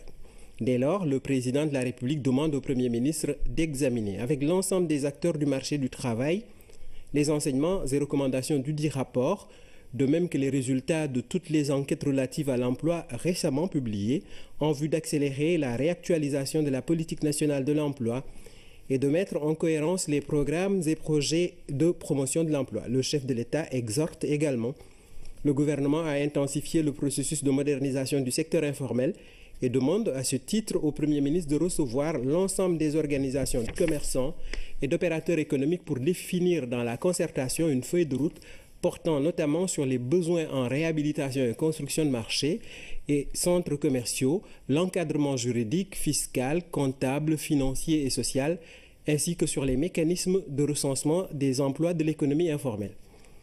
Concluant sur ce point, le président de la République invite le Premier ministre à envisager dans les meilleurs délais la mise en place d'un système intégré et consensuel de publication des statistiques de l'emploi, à tenir un conseil interministériel sur l'emploi avant fin février 2017, en prélude au premier conseil présidentiel sur l'emploi prévu fin mars 2017.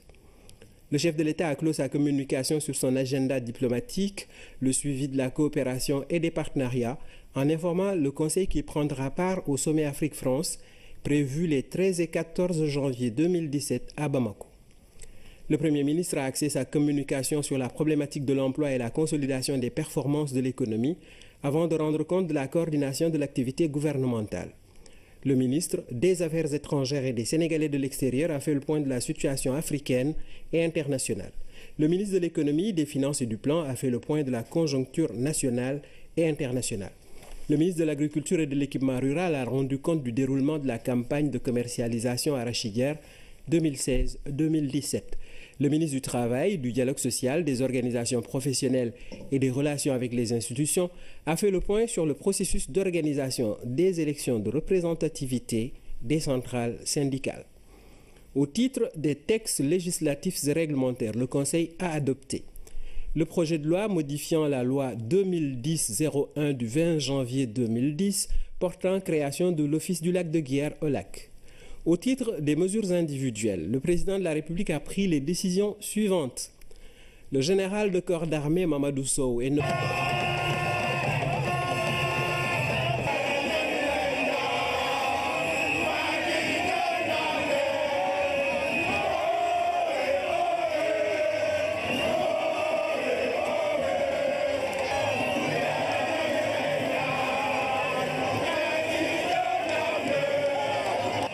une haie d'honneur, une foule immense à perte de vue.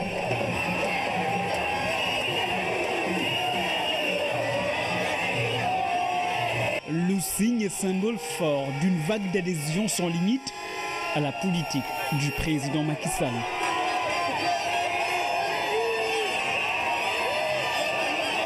Une véritable marée humaine qui déferle tout au long du trajet en direction du stade d'Alassane Djigo de Pikine. Les populations reconnaissantes l'ont exprimé au président de la République, Macky Sall. Dès son arrivée à Pikine, le chef de l'État a procédé à la pose de la première pierre des travaux de réhabilitation de la grande mosquée. L'édifice, vieux de 62 ans, sera transformé en complexe moderne avec une capacité de 4000 places. Oumar Ning. C'est un élan de sympathie qui se dégage à travers cette forte mobilisation. Preuve de lien très fort entre Pékin et le président Macky Sall.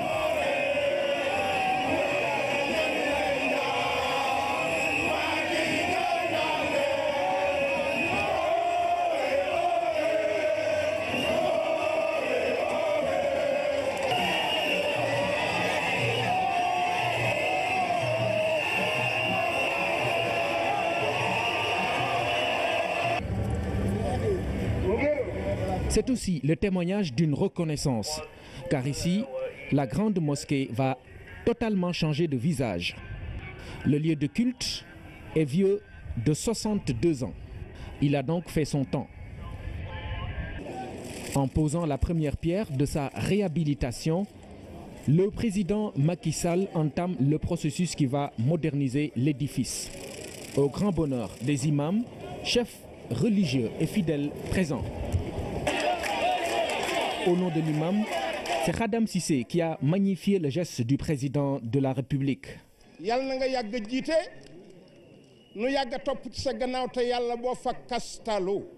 Il sera complété par Serigne Mansour Sy Djamil en sa double qualité d'envoyé spécial du khalife général de Tidjane et de porte-parole des familles religieuses.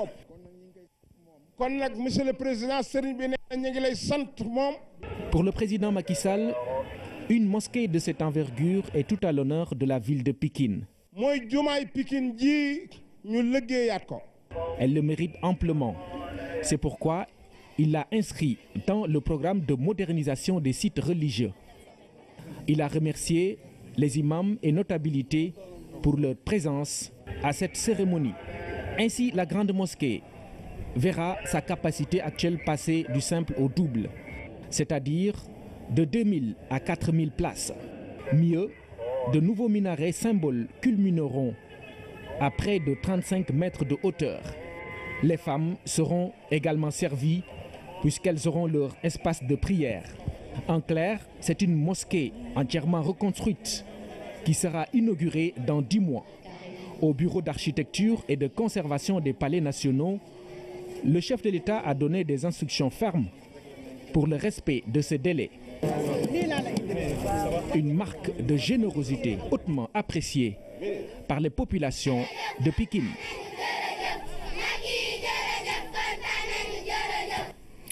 Plus d'1 milliard, c'est le montant consacré aux travaux de modernisation du stade Alassane Djigo de Pékin. L'ouvrage a fière allure avec sa nouvelle tribune de 2000 places, sa pelouse synthétique toute neuve et ses installations de dernière génération.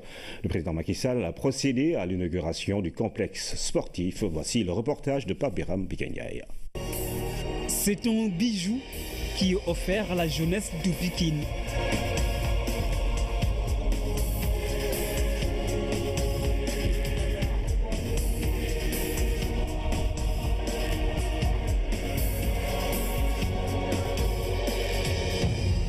Le stade d'Alassane Djigo dévoile toute la splendeur d'un ouvrage de dernière génération avec des installations de premier choix.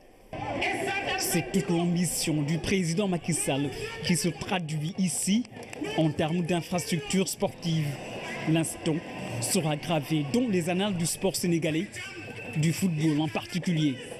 Et en de pareilles circonstances, toutes les pensées vont vers l'équipe nationale de football en route pour la CAN. Je saisis cette occasion pour appeler à une union sacrée autour des lions de la Teranga afin de les accompagner dans cette quête d'un premier sacre continental pour le Sénégal.